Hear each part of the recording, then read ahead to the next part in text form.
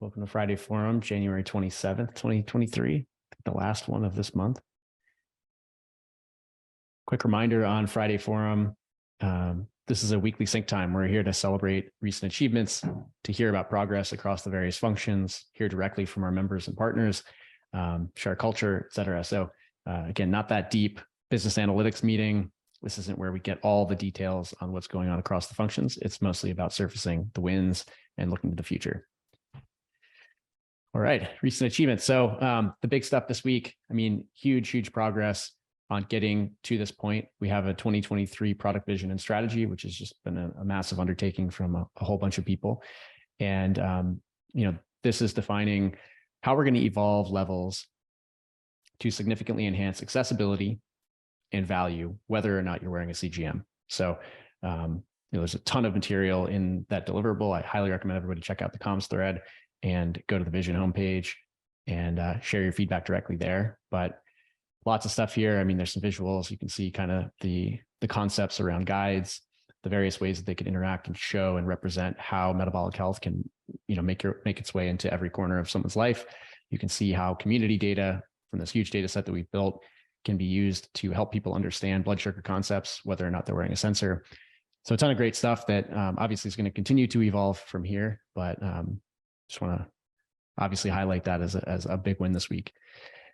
We've got some new creative and a contractor ready to go for performance marketing tests. So we're going to continue pushing on the performance marketing stuff that we're learning a ton about. The UGC tests from Levels actually outperformed. So the user generated content tests actually outperformed some of the white labeled ads from some of our well-known advisors and influencers, which is really cool. Very close to our target CAC, customer acquisition cost, which is great. So we're going to continue doing that and bring in a contractor to help alleviate some of the overhead there. We've got in-app ratings notification launching. We've got a Try It retro. So seeing how the Try It $99 program is going to cascade into conversions is the next wave. So that'll be the kind of final stage of that retro. And then we've got Sign Up 3.2, a lot of work done on the sign up stuff, which I have a little further down in this as well. But Sign Up 3.2 prepping for an A/B test against our Sign Up 3.1. So basically, we're going to learn a lot about transparency on pricing and messaging and how significantly the impact is changing our conversion rates. We're also working on decoupling sign up from user creation. So this has all been packaged for the entire history of Levels, but we're now obviously going to be heading in the direction of potentially having an app only user being the main user. And so we need to decouple those two things so you can have a user account separate from purchasing a CGM, for example. We're going to have manual sleep logging. The Levels has been driving a lot of increases across logging. It seems that people really are responding to the scoring. So people want to, even if they don't have a wearable that tracks sleep, they want to be able to add that manually. So we're going to be adding that. Upgrades to the My Data page are coming. We're fixing some super logs. Also, I think this is kind of coming out of our learnings around Levels. So super logs are huge logs, which we boost people for, but they want to get recognition from each ingredient in certain cases. And then also going to fix the background time zone change recognition, which a lot of people have been struggling with. All right, another big one. So Dr. Rangan Chatterjee, I think most of us have now heard, but he's joining Levels as our first medical advisor internationally, representing us over in the UK. He's a superstar, and this is certainly one of the biggest names in our space. This is awesome. We welcomed Dr. Chatterjee in with an onboarding process, which his team loved. And so we'll be doing a lot together, which is very exciting. You see him right up here. And then we've got a UK waitlist dashboard in works. We're going to start to get better details and analytics on the UK process, the waitlist building that we're doing. I got a chance to record the Coffee Pods and Wads UK podcast this week, which was a live recording, one of the few I've done of that. And then we've got some influencers like Chelsea here talking about Levels, sharing their experience. And it's really cool to kind of hear how the narrative is building in this entirely new market where some of the very early talking points are now relevant again, which is kind of interesting. January numbers were super strong. So even adjusted for renewals, we had this huge spike from December to January. A lot of that was driven by the renewals for our membership, but even controlled for that, good numbers relative to just the baseline, which is nice. We've launched fast payments. You can see here some of these 3.1 sign up 3.1 improvements that we've been pushing. Karen's been doing an awesome job on this. You can see now for mobile, we've got Apple Pay, Google Pay, as well as credit card options. So people can just check out much quicker And we have geo-detection to prevent people from getting all the way through the checkout process only to find out we're not live in your location. So these are really nice tweaks, and then they'll be contrasted against what we're calling crystal clear pricing, which is the sign up 3.2 spec, which is also shipped, which just shows for the first time in a single location an easy to understand pricing representation. It's like we have membership and we have CGM, and these two things are separate. So we'll be able to A/B test that against the sign up 3.1 and really understand. Tom's editing me, so solid numbers, not super strong. That's fair. But we'll be able to see how these crystal clear pricing messaging changes again will improve our funnel. On the editorial front, we've got big priorities 2023, which you can read in Notion. It's still under work or in work, but thinking a lot about levels related content, so not just product marketing, but also all the adjacent things.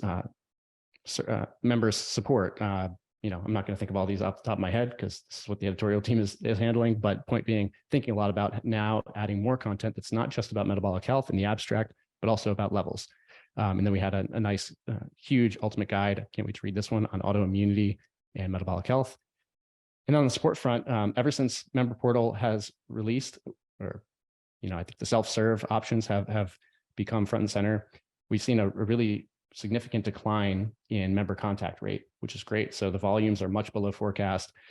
Even with the autonomy pilot, which we brought on to sort of brace for a huge spike, it seems like we don't really have much for the autonomy team to take care of. So support has been able to stay on top of the volume and do a lot of sort of bug fixing and working on training and such, which is awesome, and still hit the best SLA in 3 months. So huge shout out there. Awesome work. Okay, with that, I want to welcome Beth Bollinger. Beth is a partner at Levels. If you've been following any of our social stuff, you've been seeing Beth's work all over the place. She is a creator, content creator, food photographer, integrative health practitioner. She founded Nest Wellness and is just deep into the world of metabolic health, and has also been just helping us to express options for people to live and eat in a healthy way that are very beautiful and also very simple. So lowering the barrier of entry for people who are just getting started here. So Beth, thank you for joining us on the Friday Forum. Everyone loves to hear directly from our members and partners. And I would love to just kind of hear a few words from you about what you're excited about in the world of metabolic health, and maybe a bit about your journey with Levels so far. Thank you. I'm super excited to be involved with Levels. I love what you're doing. I think it's really important. I've learned so much, and I continue to learn using Levels. And I'm just really grateful to be able to create content for you. Well, we sincerely appreciate it. The content is, it's critical to us being able to tell our story in a way that people care about, right? It has to be beautiful, it has to be engaging. And so you do an amazing job at that. I'd love to, you have a long history in this space. Obviously, as a health practitioner, you're not just a food photographer, you are a food photographer of food that helps people get healthier. And I think that's a really unique thing. And so I'd love to hear a little bit about like how you see Levels being able to kind of bridge the gap for people who want to eat something that's delicious and exciting to look at, but can also improve their health. Any just specific thoughts on your experience so far and how this tool might fit into people's lives? I think a big piece of making people want to eat healthy to me was making it look beautiful. And so that's sort of all three of my passions come together, cooking, photography, and wellness. So I think getting people excited about eating healthy is something that I'm passionate about. And a big part of that is making it look appetizing, making it look beautiful. So I'm excited that I can do that through Levels and that I can reach more people through Levels. Well, we're excited to work together on that process. And of course, the sort of next iteration coming down the pike with the 2023 product vision is going to double down here, with pantry items and sort of a Levels kitchen concept to continue to surface, food through there. So this is going to be front and center in the journey towards getting people comfortable with eating in a healthy way. Yeah. I'm excited for it. And I guess, from your experience at levels so far, really the main thing we like to focus on is where we can improve most. And so if you have any recommendations from your use of levels so far, or just how you're seeing the community engage with what we're building, what would you recommend we focus on or build that we haven't yet started on? That you haven't yet started on. I know that people maybe are loving the access to the recipes in the app. I know that I've gotten a lot of feedback about that. People love the addition of that content in app. The only thing that has come up recently a couple times, people, especially, I think it's a certain personality type who want to get that perfect score. And I know you've done a lot with the algorithm and the scoring in the past 6 months, but I still get feedback from people who say, who want that perfect score. And so they're eating low carb all the time. And so they're becoming a little bit more metabolically inflexible because they are eating low carb all the time. So that's the piece that I see. And I know for me, I use Lumen so that it helps me to understand when my body's ready for carbs. But for people, is there something that we could add, something for those people wanting that perfect score, to know that they don't have to eat totally low carb all the time? I guess that's something that comes up a lot in my DMs. Yeah, it's a really good question. I actually love the way you framed it about becoming metabolically inflexible in the other direction, really, like almost only able to, or only focusing on metabolizing fat and maybe protein, but not able to handle carbs as well.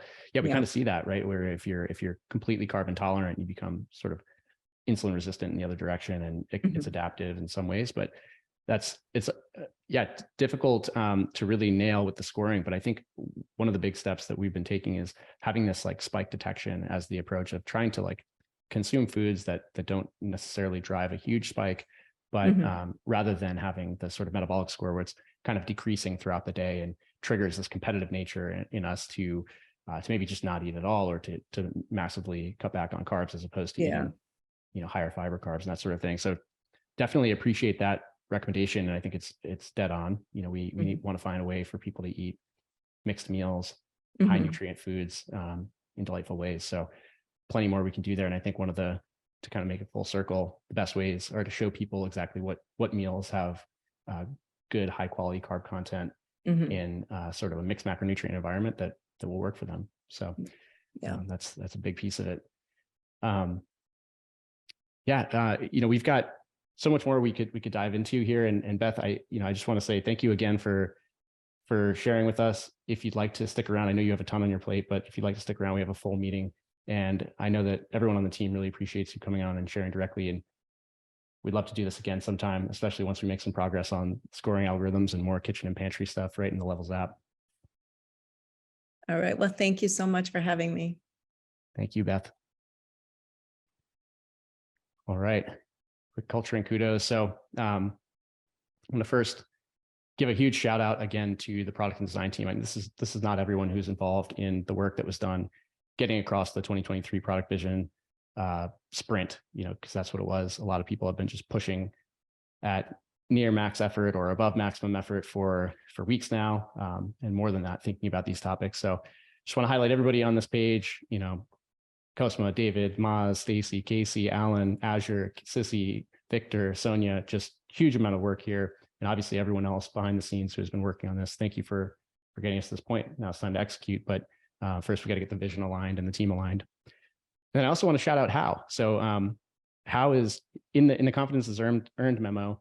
How is representing kind of a ton of these details right now as he takes on the lab's work. And Dave gave a really nice shout out to me. Wanted to make sure that I recognize the way that How has stepped in, actively moving that labs project forward and communicating proactively about every step along the way, which is a huge confidence builder. And you kind of see that in this interaction with Dave, like sort of seeing and having super high confidence in the way How's taken over and is executing iteratively day after day. So Hal, thanks for representing those cultural values.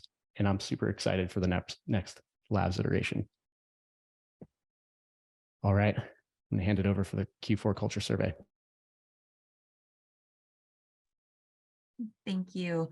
I just wanted to do a quick reminder that we just shared the Q4 culture survey results last night. And I'll share that link here too. And thank you everyone for participating. These results and these surveys are very useful, and we can see, we had a full year, with the Q4 2022 survey of happiness index scores. And so you can see the trends, and we also had really great participation this last quarter, which was wonderful. So thank you. And as a reminder, these surveys impact our focus and our initiatives going forward. You can see the action items on the bottom, and I highlight at the beginning too of the things that we've changed since the last culture survey. So your feedback really matters, and it really does impact the strategies and the priorities and the communications we have as a company overall. So be sure to check that out. Feel free to leave some discussion notes if you want to, or questions. And we'll also have a AMA fireside chat next week, next Thursday at 9 a.m. Pacific. So feel free to check that out and join us. All right, thank you, Nicole. And thanks to everybody who stepped in and provided answers here. Like, this is, I think, by far the highest participation we've had, which is huge to really understand whether this is a representative sample. So I think we can very confidently say it is this time around. All right. So we obviously don't run a lot of meetings at levels, but I think that's even more of a reason to kind of try to double click and think about what the things are that can make a meeting effective. So I don't think there are some sort of surefire golden rules, but I tried to kind of break down some more philosophical and then some more practical takeaways of things I've sort of learned in my lives of running lots of meetings. So if you go to the next slide. So from a kind of philosophical perspective, I think that it's helpful to think about certain key roles in a meeting. And often these roles actually can be played by the same person, but thinking about the role of a director and a producer, kind of like on a film set, I think can be a helpful kind of method to break down what is most important to kind of conduct a meeting effectively. And so in this case, the director is sort of the guide, the person who's thinking about what are the goals of the meeting? What are we trying to get out of the meeting? Is this topic that we're talking about right now important, or is it a rabbit hole? Is it a side conversation? Who actually needs to be in the room for this meeting to be effective? Who's going to make the final call versus who just might have input or be a stakeholder? So the director is kind of really invested in the outcome of that meeting and is the person who has a takeaway that they're trying to get from it. So they're really in that way the guide and the vision for the meeting. And the producer is really the one who's making it happen. They're the bookkeeper, the timekeeper, the person who's aware of the agenda, the person who's making sure that the right people actually did RSVP, that if there's prep required, those people know about it. That like, if we need more time, let's get that time set up. What are the next steps? And often these are woven together, but I think it's important to think in these two terms when you're running a meeting, whether you do it with someone else or do it as a single person. And then if you go to the next slide, some of the practical things that I think come out of thinking about these two roles. So in the kind of before of a meeting, communicating the goals. So this kind of can't be overstated. Like, it's very easy. There's few topics that there aren't lots of other interesting side topics about, but to really state again and again, both at the start of a meeting, but also before the meeting happens, what you're trying to get out of the meeting is really important. Also defining clear roles for who's coming. And part of this also is about limiting the guest list. So ideally, meetings shouldn't really be more than 4 people. I think if it's more of a communication broadcast out type of meeting that's more than 4 people, we know we use Loom for that. So generally, if you're trying to get to a consensus with a group of people, the fewer the better. And this doesn't mean you can't kind of broadcast and share the next steps and still get buy-in after the fact from others involved, but 4 or fewer, I think is a general good rule of thumb. Also in advance, sharing an agenda is always helpful. It kind of frames up for people what they need to do to kind of prepare and understand what we're trying to get out of the meeting. And then during the meeting, again, starting it off in that kind of repetitive nature, what's the goal of what we're trying to do? Another thing I found useful is as you're going, try to kind of gather next steps versus just at the end of the meeting being like, what are we trying to do next? Sort of as you're going, pin things that should get added to the next steps at the end. And then ruthlessly parking lotting. So I think this has to be done tactfully because there's nobody ever, even the most organized people, who don't get excited about a subtopic and start to kind of get into it. And then multiple people start to get into it. So it's a natural thing that happens. And I think it's just a matter of all of us collectively, when it happens, let the person finish their thought, but then just kind of, all of us try to guide ourselves back to the main purpose of the meeting. And I think part of this, though, too, the sort of flip side is adapting as needed. So sometimes you'll enter a meeting and as you start going, you realize there was this whole unknown that really changes the course of the thing you were discussing. And so you're not going to get to that final goal in the meeting. So maybe this meeting needs to be postponed. Maybe the right people are not in the room. Maybe people weren't prepared. They didn't read the deck in advance. So it would be better for everyone's time to not just all sit here and kind of mull over the same thing. So I think it's also good to be ruthless in that way and say, if we need to adapt, if we need another hour next week, let's do that. And don't be shy to kind of jump out of the meeting if it's not the right time. And saving time at the end, always good, 5 to 10 minutes, recapping decisions, next steps, so it's clear. And then after the meeting, following up action items, usually just a post in comms, ideally the meeting notes to a Notion goes a super long way in terms of just everyone feeling clear on what they're doing after. And those are just some tidbits. I'm sure there's many more. Super well said. Thank you, Cosima. I love the philosophical intro there. That's something I had not thought of as director and producer roles, but makes a ton of sense. Great stuff here. We should have a 101 guide that we surface somewhere, because I know many of us get kind of stuck in the memos world and forget how to run the meetings. Thank you, Cosima. All right, company objectives. Level shows you how food affects your health. This is still the main thing. Everyone's working towards this. I'm quite confident of that right now. And products are top priority in Q1. With that, I'm going to hand it over, I think, to Maz, maybe on to Alan. Yeah, I'll start and then I'll hand it off to Alan. Welcome to product update January 27th. Can't believe January is almost over in 2023. I think I still sign my dates as 2022 for some reason. Hard to believe we're in 2023.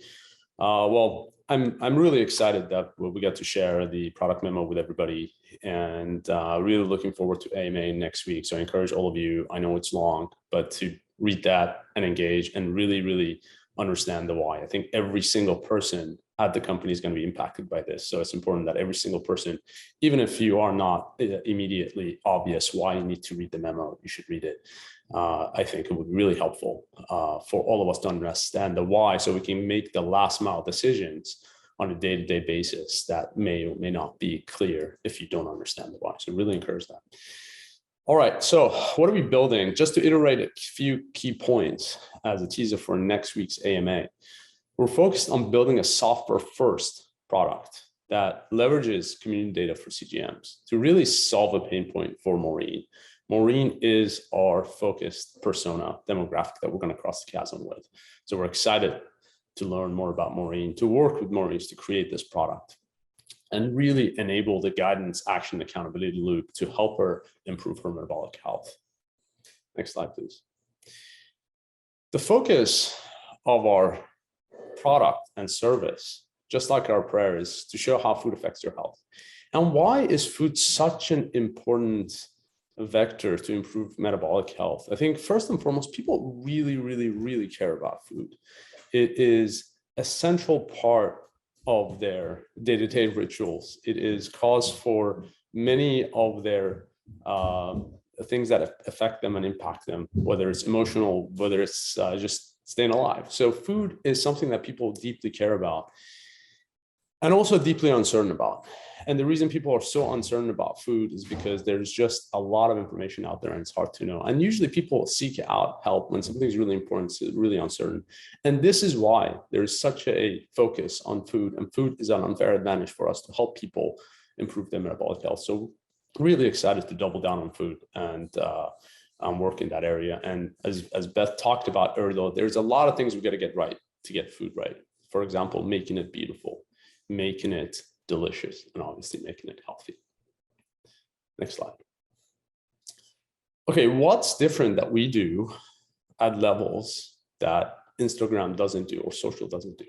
It's really adding the objective layer, really using data to drive why food is so, why is food that we recommend healthy, and why does it help improve metabolic health? And there's a lot of investment that we're doing there to really use the objective data from community to drive that.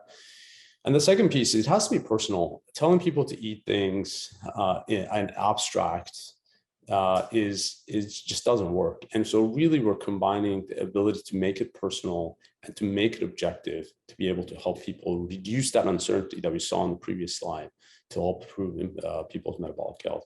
So these are some of the principles that we're doubling down on in 2023. Just wanted to highlight them. And with that, hand off to Alan for a walkthrough. So you probably saw some of this material last week, these memos, these looms, all this stuff. Might have felt a little bit like me, and I worked on it. So I'm going to do, this is like the super short and sweet one. This is blast through it, not as much of a narrative. I'm going to talk over it a little bit. So, I think, what are we here to do? Levels is here to make metabolic health accessible, rewarding, and sustainable. And that's a big part of what we focused on for this version of the product. When I say accessible, what I mean is that in a variety of different dimensions, accessible as in you can download it first, as Maz said, software first, but you also got material guidance and so on in the app that's going to be more accessible to more users. We had a big hit with the recipe test, and now you're going to see a big presence for that in the app. We know it needs to be rewarding, and it's going to be rewarding not just in the daily choices you're making, although I think we can do that in really novel ways. Here's an example of weekly wins from Casey, but also rewarding in terms of your overall objective. The construct of the program is going to help get you moving forward towards your objective and really validate that and keep you motivated during the middle of the experience with things like you see here on the left with Casey. And it's sustainable too. We need to know where you're coming from, and we're going to adapt the kind of guidance you do see, the kind of content that you see based on where you're at and what you're doing, so that you can have a sustainable long-term relationship with your metabolic health and with levels. See that on the left here, we're customizing the experience based on where you're at, and that content potentially will reflect that on the right. So you're going to hear me talk a lot about loops, and probably now and in the future. What do I mean in these daily, weekly, monthly loops? Well, these are basically laying the foundation for, like I said, a sustainable relationship with the product. And so the role of these different loops at different times of your journey are essentially the daily loops. These are the things that we want to do to keep you motivated. We want to reward you. We may also refer to that as the action layer. We want to keep you going on a daily basis. The weekly loop, here's a point for reflection, to look at wins and maybe opportunities. And then the monthly loop, we're showing progress. We're seeing showing where you're at and where you're going, and giving you that feeling of sort of building that sort of investment in the experience and that feeling that you're moving closer towards your goals. So Maz refers to this, and we all refer to this in the product team as sort of these different layers, these called guidance, action, accountability. And like I said before, guidance, simple version of guidance is recipes. Action, the feedback you get right away from doing something, sort of rewarding. And then accountability, again, plotting progress. And what you're essentially seeing in those loops is some similarities between the purpose of each and these tags or layers. So, to be actually successful in that daily loop, we're going to need to know why you're here and what you can do.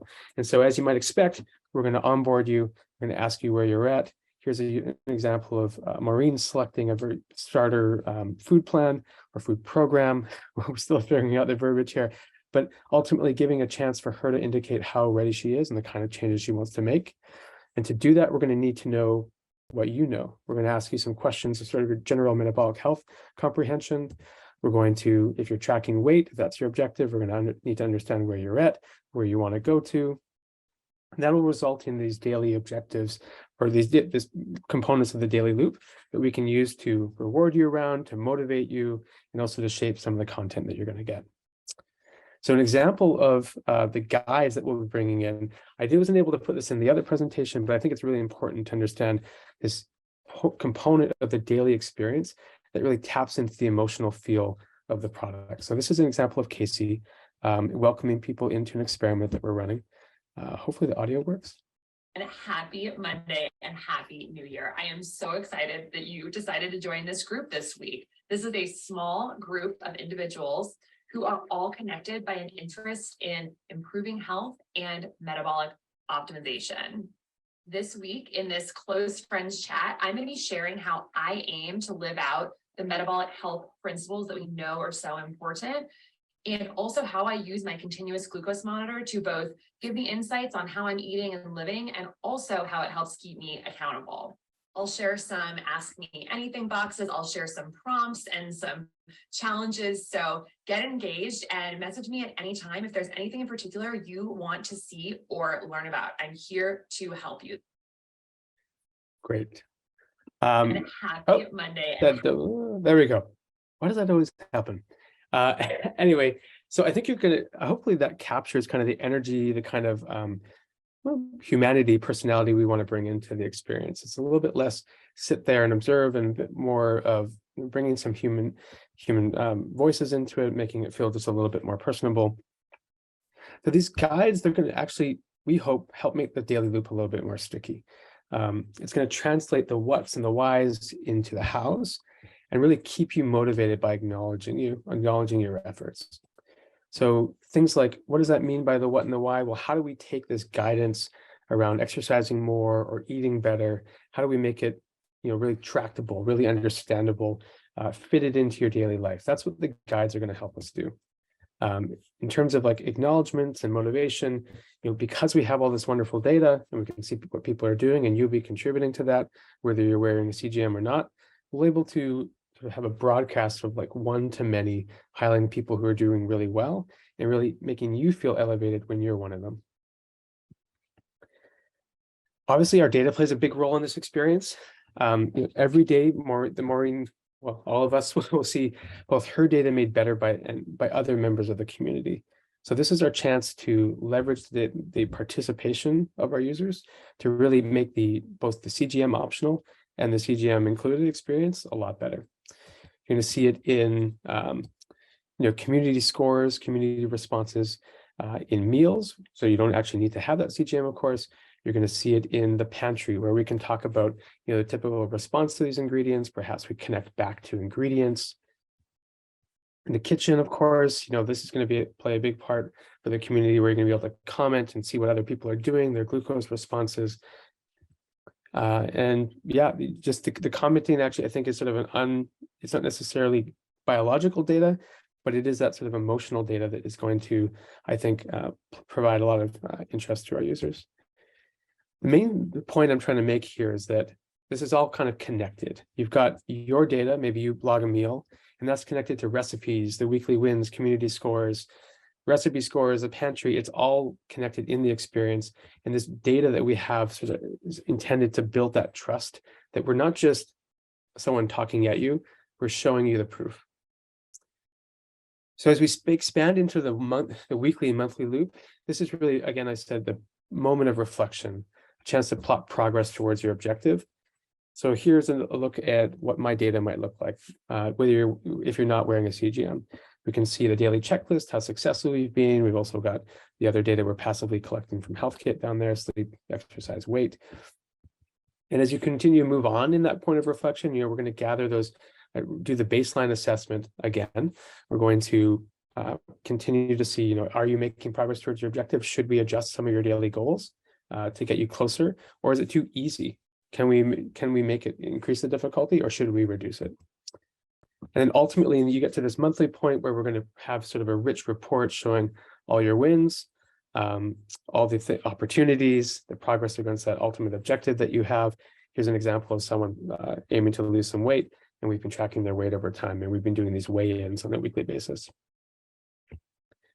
So at this point, you've got this foundation, you're starting to make progress, you're engaged, you're motivated through these guides. Maureen is going to up-level a little bit, level up. And so now the foundation is like that she can actually order some of these experiences, like the labs or CGM, and step into what the experience that we know today. because we've been surrounding her by this community of glucose data and food data and so on. Now she's going to participate too. And I think because that foundation is laid, it's actually almost a much richer experience than if you start with a CGM in some ways. She's going to see her own response to these foods, not just the community. She's also contributing back to that sort of collective knowledge around food, which I think for a lot of our users have this feeling like you're part of something. I think this is one way to help achieve that. And then finally, the labs results. So, I think what we're talking about here with these lab results and CGMs, it's almost like we're transitioning to a model that is more reflective of the way people use these experiences, where they maybe not wearing a CGM or doing labs every month or all the time, but they will be able to sort of choose their own adventure and do the check-ins when it makes sense for them. And we keep them engaged and excited and motivated in between those times. Lab results and more plotting progress. Yes. So that's ultimately what we're talking about here. I hope I was under the time limit here. Guides keep her motivated, check-ins keep her on track, CGM and labs track long-term progress.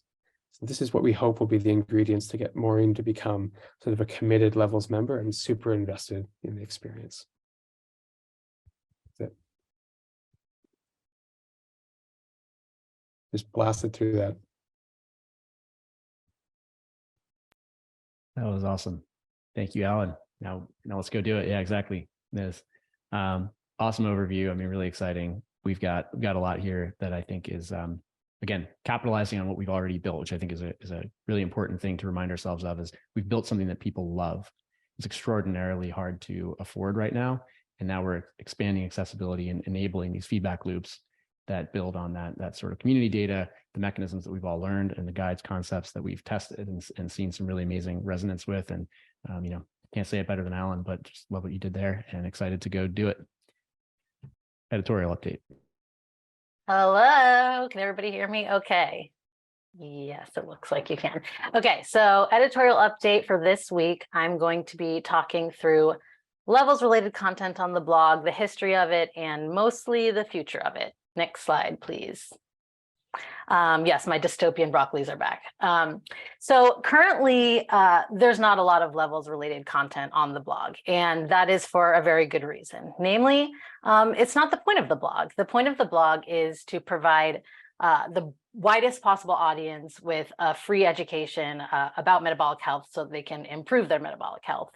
And if we were to simultaneously be trying to talk about product or sell the product, that would kind of muddy things from a production standpoint in terms of it's hard to create articles that are successfully educating people and also driving to conversion and be successful on both. And then from a consumption standpoint, people can tell when a blog is really just a place for product marketing. And that's not going to be the type of place that they go to get their health and science education, right?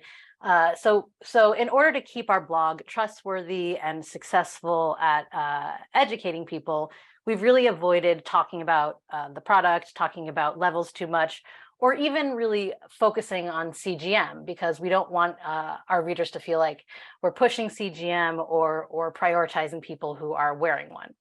And that's great. That's allowed us to create high quality content and start to get trust from our readers. But it also means that we haven't been producing the full breadth of content that we might. Next slide, please. Because we sort of have these implicit rules around, we're not going to talk about product, we're not going to talk about CGM, we're not going to try to convert people, that means that we're missing what could be great long form content explaining what exactly the product is, who it's for, reaching out to people who are using CGM and have questions about their glucose curve and providing a good education on those topics. We also don't really have a place to speak to our members in a written way and talk to them about potentially preempt questions they might have about product or provide a more extensive onboarding education. Again, because that would be talking about product, that would be talking about levels, that would not be for the everyone audience that we're targeting. So on the one hand, we want to uphold these sort of editorial rules and guidelines around what we do and don't say on the blog. so that we can be trustworthy and a source of education. On the other hand, we're not creating all the content that we could. So what do? Next slide, please. What we are going to do is create a vertical within the blog called Inside Levels that all of this content is housed in. So that's, if you take one thing from this presentation, it's that we are going to start talking to people with CGM, to people who are members, and to prospective members, but only in this very contained section of the blog. And in producing this content, we're going to, uphold our standards in terms of writing quality, supporting everything with science, and taking our signature editorial approach to it, love it or hate it. But it's going to be about this new categories of content. Next slide, please. So what actually all is this content? I know this diagram is kind of crazy looking, but basically there's going to be 4 broad new categories of content, and that's in the gray. One is about our research. So right now, we're starting to surface really cool findings from our IRB, from our data set. And we don't really have a place to put it because, again, that would be very level centric and braggy about our awesome study. Now we're going to have a place where we can do different kinds of write-ups about what we're finding from our research and surface them on the blog.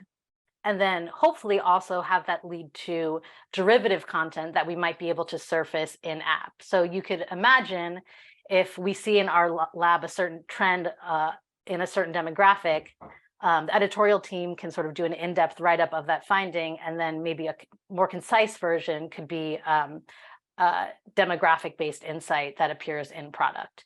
And this is sort of like a broader theme of this content, and why I'm excited about it is that I really hope as much as possible for this to also be content that, in addition to better serving current members, prospective members, people with CGM, also internally serve as content that can have sort of like secondary lives within the product, and also for support among other uses. So the next category, and all these the multicolored rectangles are like specific article types. It's not exhaustive, and I'm not going to go through them all, but to give you a sense of sort of like the breadth of things that could be covered. But quickly, Y levels is essentially the closest we'll be coming to more traditional product marketing. So really giving prospective members an idea of like, what is it like to use levels? Why should I use it? And could focus on particular use cases of like why levels might be helpful for weight loss, or more generally make the case for CGM. So how CGM can help you, dial in your diet.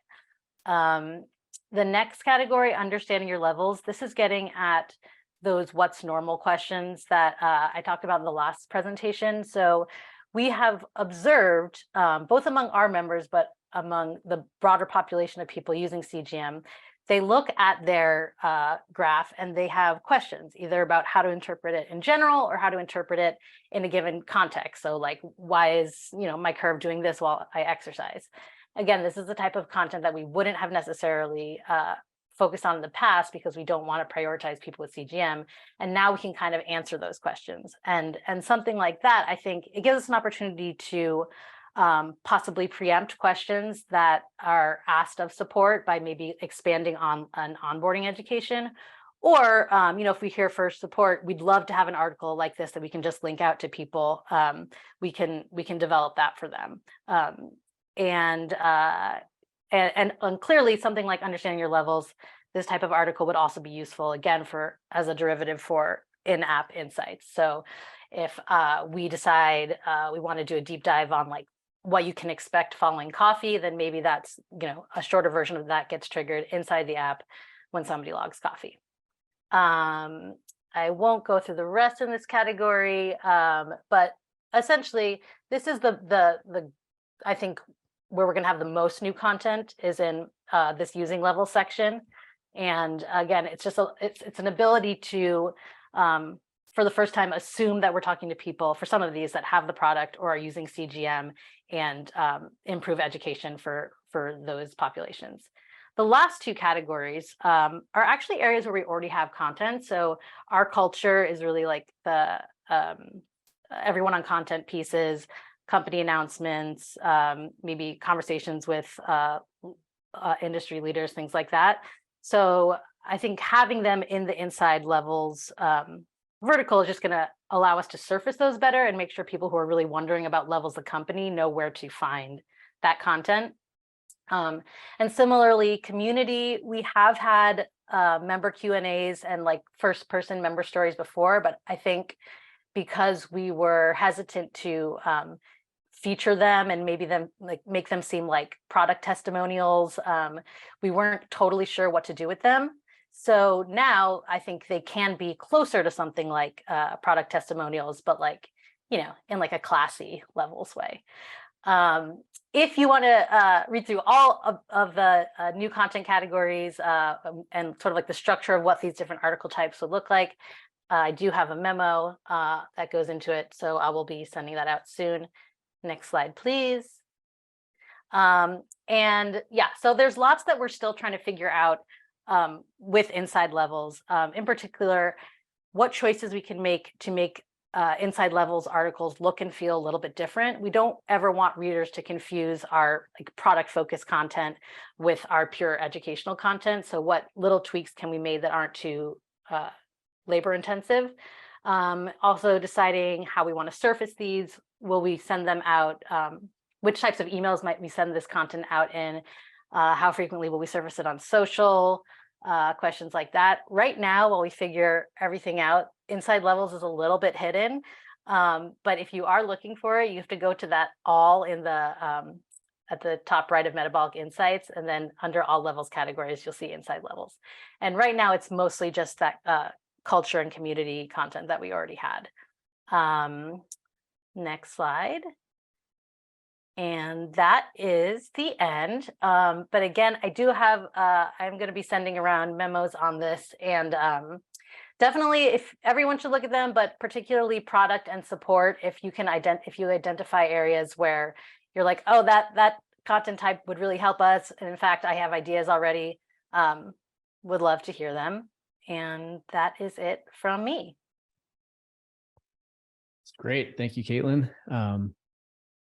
Yeah, I mean, +1 to what everybody's saying in the chat, but this sort of new categorization and variety of content, I think we're going to be able to triple down on a lot of these areas and leverage it across different functions. This is, I mean, taking the same incredible editorial quality and applying it to other areas of the business is going to be a huge unlock. So excited for it. Okay, hiring updates. So we have an announcement that Jeremy Hernandez is going to be joining for the R&D team. He's going to be doing a lot of work with us down there at the lab, and he'll be starting on the 30th.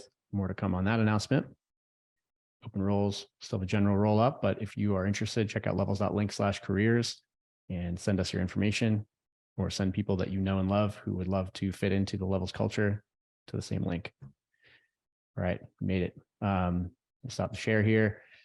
Got some time for individual contributions. Again, we've got 3 weeks running. We've had a chance to hang out a little bit, which is great. Go ahead and raise your hand like this if you want to share. Highly recommend it. It's a nice way to catch up with each other. Try and kick off here. I mean, the dominating thought in my mind is just my excitement for this year and what we're going to build on the product front.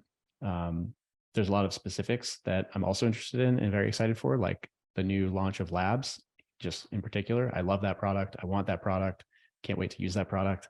But yeah, so there's a lot of really cool stuff in flight. And I just think that the sprint by the team, the alignment that had to happen, and all of I think the distribution of the content about this product update has been really, really high quality and very thoughtful. And I just appreciate that. And on the personal side, I think I'm just excited to chill out this weekend. Hopefully I can do some of that. It's kind of all I have to report on. Chris. Sorry, I had to come off mute. On a level side, most of my excitement right now, twofold. One, all the product evolution. reading the looms, the document, the detail, the care, the research, the thought that went behind that. It wasn't just a, hey, let's try this, and like student body left. It was a very deliberate, intentional thing. And I love that Maz started with, this is not a pivot, this is an evolution. And I definitely want to make sure that people think like, we've always been talking about this vision. It's more like this is the time for us to focus on it. I've sat, because of all the gray hairs, through a lot of changes in product at a lot of companies. And this is by far the most well thought out one I have ever seen, like by a long shot. Normally it's all right, we're going to start working on B, and you have all these questions across the company going, why are we doing that? I don't agree, I don't understand, but they pay me, so I must fall in line. So I can't thank the team enough in terms of all the hours and thought they put behind this. It was a joy to read, and I'm super excited about it. And then the other part on Nicole, like I just finished reading all the comments, or at least for my team, on the culture survey, and I love that part. So I'm doing a deep dive. So it's important. And again, thank you for everyone for filling it out. And it's critical to us to kind of like, are we on the right track? Are we taking care of our people? Do they want to be here a long time? So those are really two highlights of my week. Personally, right now it's snowing. That's why I was not on the camera. I was out walking the sled dogs in the middle of a snowstorm, and I'm looking forward to doing a lot more cross-country skiing in better conditions. Beautiful. Well said, Chris. Thank you. Mike D. I haven't done this in a while, so forgive me if I go a little long, but I think just generally want to just like plug how amazing our culture and company is, that we all know, just like how thoughtful, intentional, transparent we are with everything from company strategy to the macroeconomic environment. And, we're definitely a team and not a family, but it's just pretty amazing to work with people that care so much. And like in Chris's coffee talk yesterday, it really resonated with me.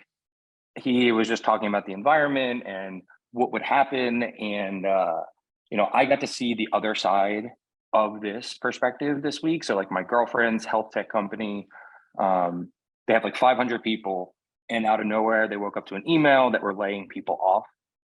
Luckily, she didn't get laid off, but literally 150 people got laid off overnight. And they did it pretty like harshly. Like the support team, the entire team got gutted. They didn't have any control. There was just one group Zoom. They didn't have any control. They couldn't turn their mic on, couldn't turn their video on. And then that was it. So I just really appreciate it. I'm super grateful as always. And just, piggyback on that, the work with the product is super exciting with the vision, and just seeing everyone rally around. Like huge kudos to obviously Alan, David, and Casey and Zonia. Everyone's just crushing it, and it's just super motivating. Nothing to add. Thank you, Mike D. Hui. Yeah, I guess I just want to echo Chris's 2 points. And first is definitely the product strategy, and it is such amazing, informative, and at the same time intensive read.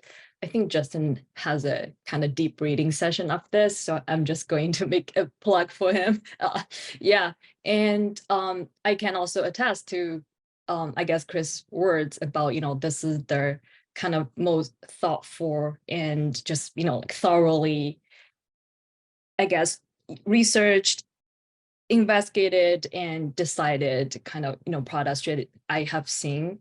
And I think what it's even more amazing is we kind of publish this to everyone, right? And, like everyone, please read this, please understand the reason behind it.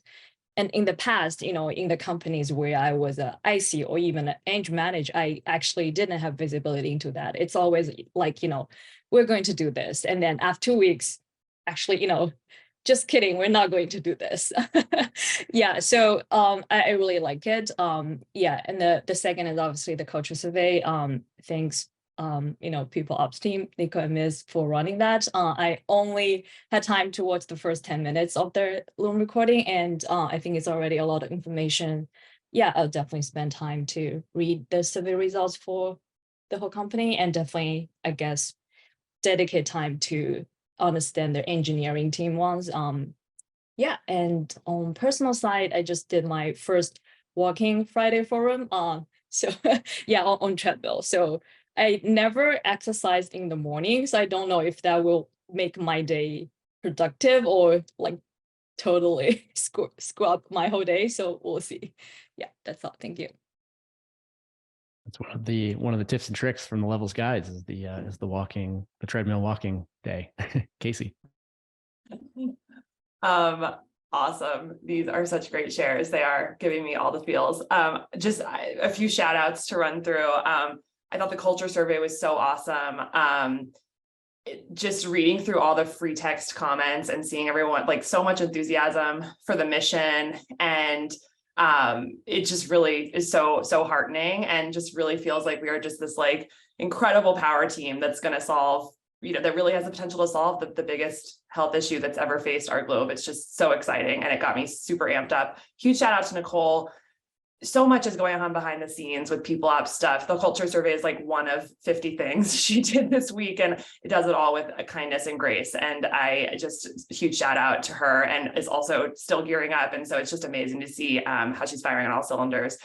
Stacy and David are running the Guides V4 experiment right now, and it is so cool. The daily updates are like my favorite thing in comms. If you're not following the Guides channel, it's actually worth just popping in, because the rapid experimentation and learning and execution that's happening there is like completely incredible. And just like the conversion rates and engagement rates with the followers of Stacy on this experiment are like astronomical. It's so cool.